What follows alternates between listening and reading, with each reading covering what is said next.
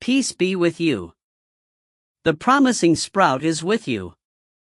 In the previous reflection, we came to the conclusion. If something cannot arise from absolute nothingness, then the world has a foundation, a source. Nothing possesses properties, contains no energy, has no potential. It cannot decide to become something, because it lacks even the possibility itself. Therefore, if we see that matter, energy, space, time, and consciousness exist, then their existence requires an explanation. If everything around us could not exist, that is, if it is not necessary in itself, then it requires a cause outside itself. Everything we observe is conditional. It depends on a multitude of factors. A house depends on its builders, a tree on the soil and the sun, a person on their parents and environment. Everything points to interconnection and dependence. But the chain of dependencies cannot extend into infinity without a foundation. Otherwise, we will never arrive at a real explanation. Many philosophers have expressed this idea. Plato said that if there is order, then there is a reason that established it. Aristotle spoke of a prime mover, a first cause that initiates all movement but itself requires no impetus.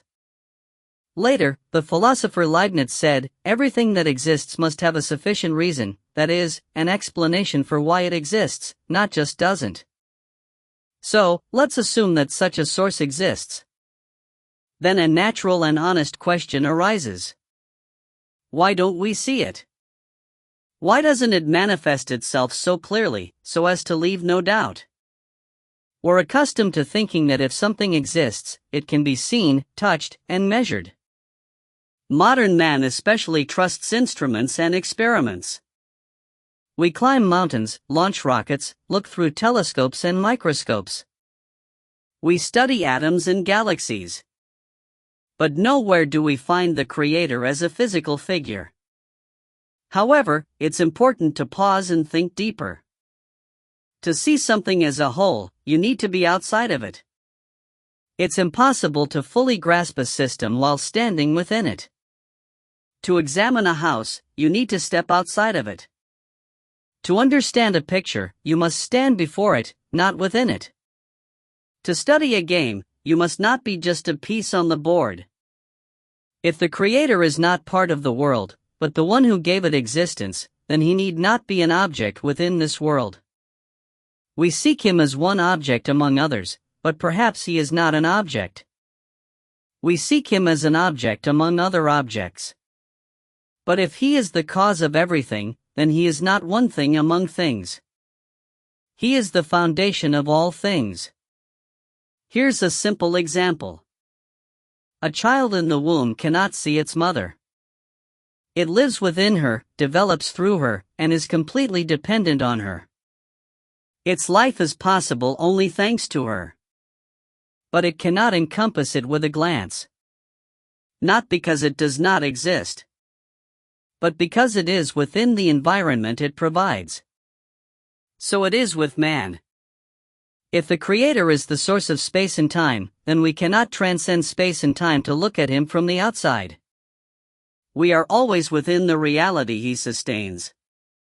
Our inability to see him may be due not to absence, but to position. It's a matter of perspective, not proof of non-existence. Another thought is about freedom. The philosopher Pascal wrote about the hiddenness of God, that is, that God does not make himself forcibly obvious.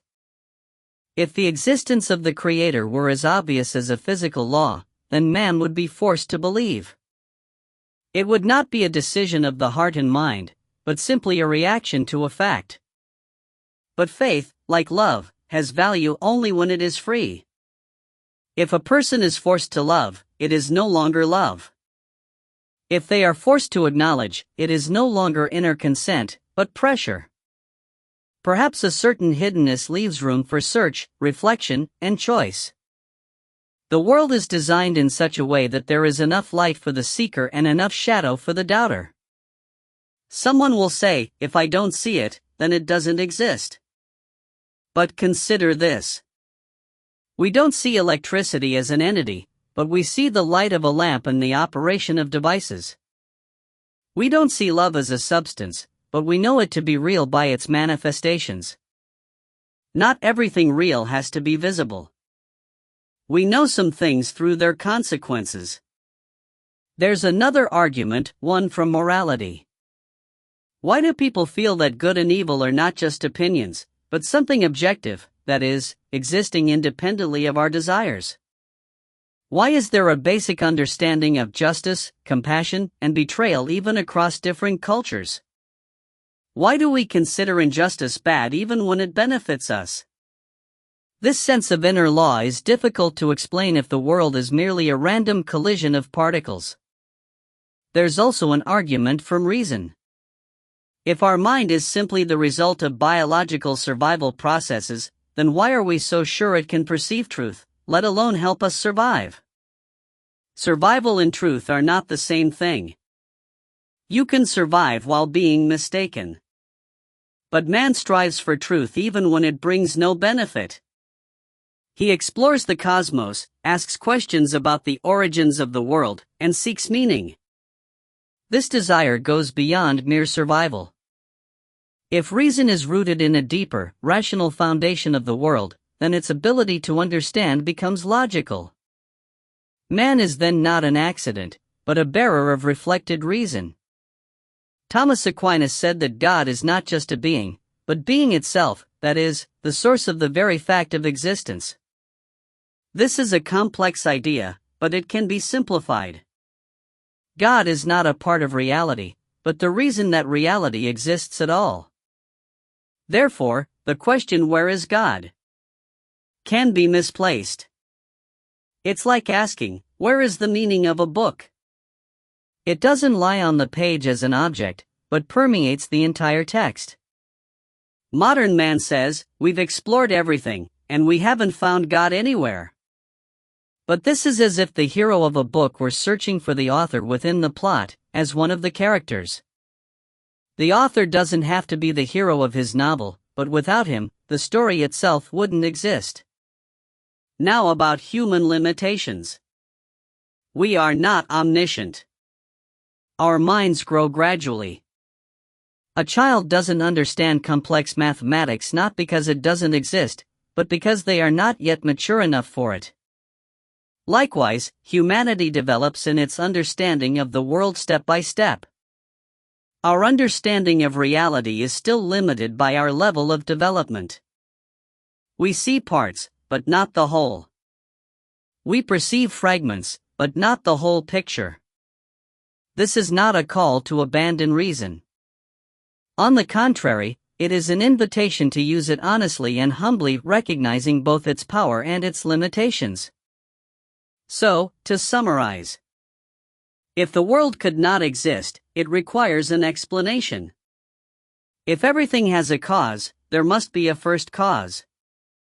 If this cause gave existence to space and time, it need not be visible within space and time.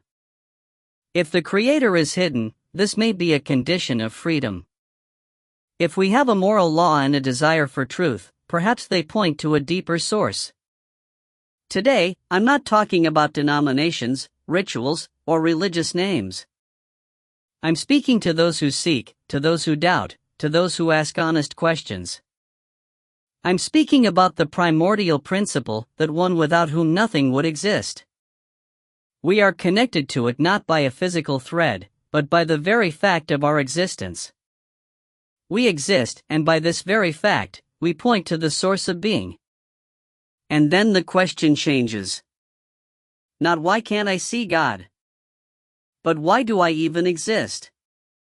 And if this question is asked truly deeply, calmly, and without fear, it can become not the end of doubt, but the beginning of a true search for truth.